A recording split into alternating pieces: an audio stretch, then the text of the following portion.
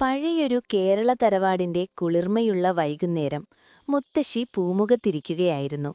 കൂടെ കൊച്ചുമകനും വിശ്രമിക്കുന്നുണ്ടായിരുന്നു.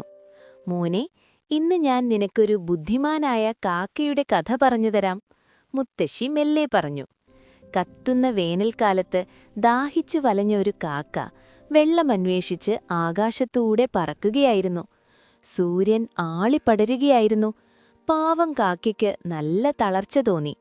ഒടുവിൽ ഒരു ചെറിയ വീടിനടുത്ത് ഒരു മൺകലം കണ്ട കാക്ക പ്രതീക്ഷയോടെ അതിനുള്ളിലേക്ക് നോക്കി. പക്ഷേ അതിന്റെ അടിയിൽ കുറച്ചു വെള്ളം മാത്രമേ ഉണ്ടായിരുന്നുള്ളൂ. കാക്കയ്ക്ക് അത് കുടിക്കാൻ സാധിച്ചില്ല. ആ ബുദ്ധിമാനായ കാക്ക കുറച്ചുനേരം ചിന്തിച്ചു. പെട്ടെന്ന് അവനൊരു വഴി തെളിഞ്ഞു. അവൻ ഓരോന്നായി ചെറിയ കല്ലുകൾ പെറുക്കി കലത്തിലേക്കിട്ടു. വെള്ളം പതുക്കെ മുകളിലേക്കുയർന്നു വന്നു. താമസിയാതെ കാക്ക ആ തണുത്ത വെള്ളം വയറ് നിറയെ കുടിച്ചു.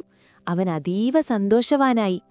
മുത്തശ്ശി പുഞ്ചിരിച്ചുകൊണ്ട് പറഞ്ഞു, ഓർക്കുക മോനെ, ക്ഷമയും ബുദ്ധിയുമുണ്ടെങ്കിൽ നമുക്കേതു വലിയ പ്രശ്നവും പരിഹരിക്കാൻ കഴിയും.